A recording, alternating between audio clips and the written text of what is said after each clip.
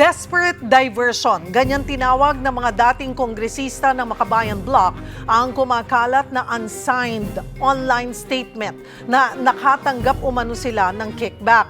Para sa kanila, pagtatangka umano ito para protektahan si dating Pangulong Rodrigo Duterte mula sa International Criminal Court at ilayo ang atensyon mula sa impeachment laban kay Vice President Sara Duterte. Sa puntong ito, magkakausap natin former Gabriela Party List Representative Arlene Brosas. Magandang tanghali po sa inyo, ma'am. Salamat po sa oras.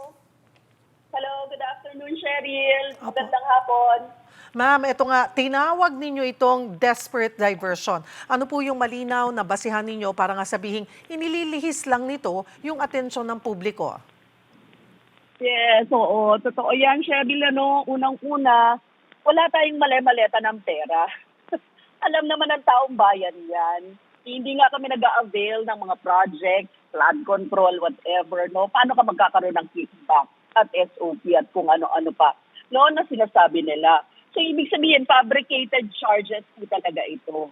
Tapos, yun nga, ang tingin talaga namin dito, ito ay para malihis, no, sa upcoming, actually, sa proceedings ngayon sa The Hague, sa International Criminal Court, dahil ngayon ay confirmation of charges ni Rodrigo Duterte, kaya siguro naglalabas sila ng ganitong mga akusasyon para maiba yung usapin. Plus, yun nga, impeachment proceedings na ni Vice President Sara Duterte, kaya malamang yung kampo nila nagkukumahog sa gumawa ng mga ganitong kwento.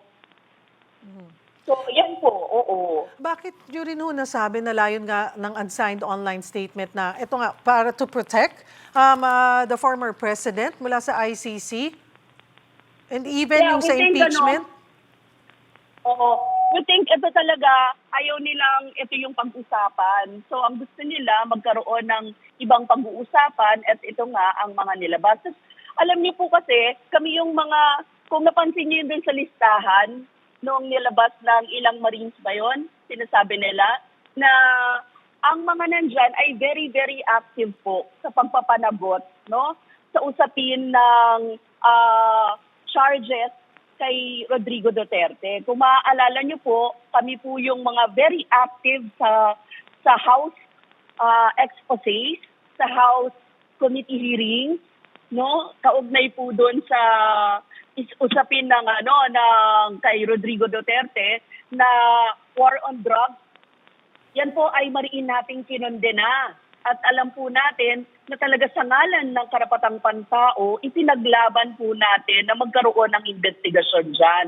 Pangalawa, tayo rin din yung active na nag-expose ng scandal kaugnay ng confidential and intelligence funds, no, ni Vice President Sara Duterte. Na alam natin na ang laki-laki ng problema ngayon dahil yon ang may maraming ebidensya kaugnay sa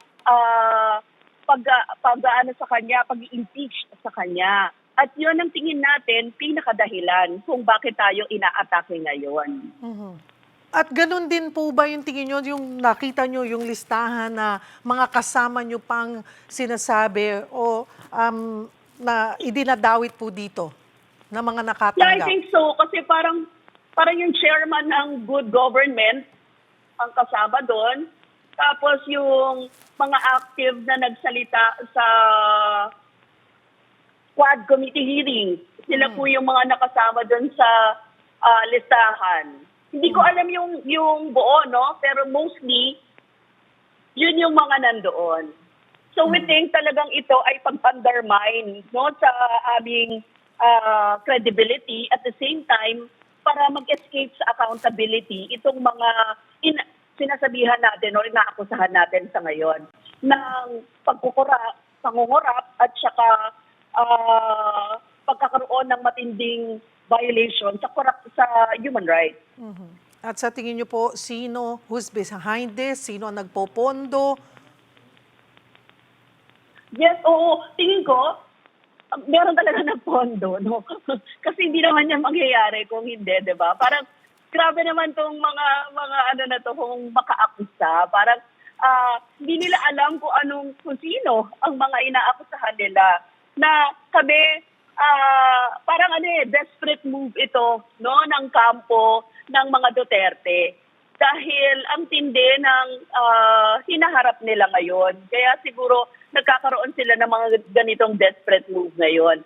And tina-target nila yung makabayan sa kasalukuyan kaugnay dito. Ano ho ang mensahe natin sa publiko na maaaring nalilito, nagdududa na kasunod nga ng mga isyong ito? Tingin ko, the Filipino people should not be fooled. Ano? Hindi sila dapat maniwala sa mga diversionary tactics na to. Tapos yung wag natin tigilan, papanagutin ng mga Duterte sa usapin ng accountability at sa mga krimen nila, no? Kasi hanggang ngayon wala pa rin tayong nakukuhang hustisya. Lalo na yung mga matindi nga yung hinaharap ng mga victims of drug war during the Duterte administration, di ba? Kasi yung peking drug war na yon, grabe, libo-libo talaga yung inatake noon. Tapos hanggang ngayon, ginagamit ang social media para lalong palalain yon. So itong mga manufactured lies nila, hindi dapat ito pakinggan ng mga tao. Pakinggan nila yung mga seeking truth to power, ano?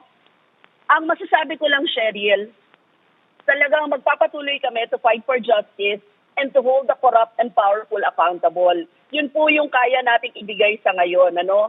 At huwag po tayong maniwala sa mga false accusations. Marami pong salamat sa inyong oras, former Gabriela Party List Representative Arlene Brosas.